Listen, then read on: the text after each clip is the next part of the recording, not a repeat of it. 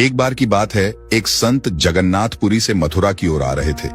उनके पास बड़े सुंदर ठाकुर जी थे। वे संत उन ठाकुर जी को हमेशा साथ ही लिए रहते थे और बड़े प्रेम से उनकी पूजा अर्चना कर लाड लड़ाया करते थे। ट्रेन से यात्रा करते समय बाबा ने ठाकुर जी को अपने बगल की सीट पर रख दिया और अन्य संतों के साथ हरि चर्चा में मग्न हो गए।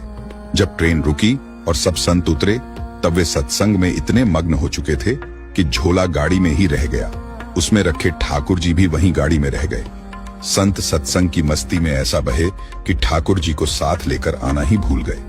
बहुत देर बाद जब उस संत के आश्रम पर सब संत पहुंचे और भोजन प्रसाद पाने का समय आया, तो उन प्रेमी संत ने अपने ठाकुर जी को खोजा और देखा कि हाय, हमारे ठाकुर जी तो हैं ही नहीं।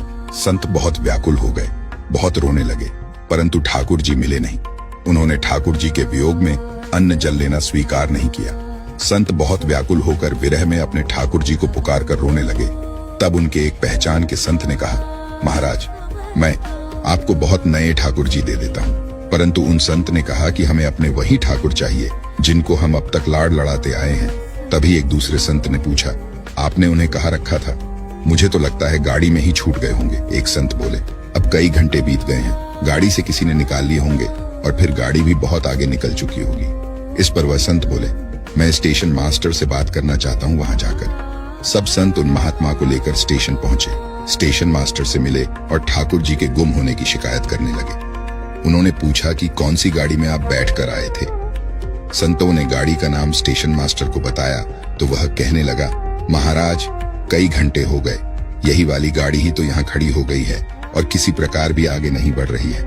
न कोई खराबी है और न अन्य कोई दिक्कत। कई सारे इंजीनियर सब कुछ चेक कर चुके हैं, परंतु कोई खराबी दिखती ही नहीं। महात्मा जी बोले, अभी आगे बढ़ेगी, मेरे बिना मेरे प्यारे कहीं और कैसे चले जाएंगे। वे महात्मा ट्रेन के डिब्बे के अंदर गए और ठाकुर जी वहीं रखे हुए थे जहां महात्मा ने उन्हें पधराया था। अपने ठाकुर जी को महात्मा ने गले लगाया और जैसे ही महात्मा जी उतरे, गाड़ी आगे बढ़ने लग गई। ट्रेन का चालक, स्टेशन मास्टर तथा सभी इंजीनियर आश्चर्य में पड़ गए और बाद में उन्होंने जब यह पूरी लीला सुनी तो वे गदगद हो गए। उसके बाद वे सभी जो वहां उपस्थित थे, उन सभी ने अपना जीवन संत और भगवंत की सेवा में लगा दिया। भक्तों, भगवान जी भी खुद कहते हैं ना, भक्त जहां ममपग धरे तहां धरूं में हाथ, सदा संग लाग्यो फिरूं, कभू न छोड़ू साथ।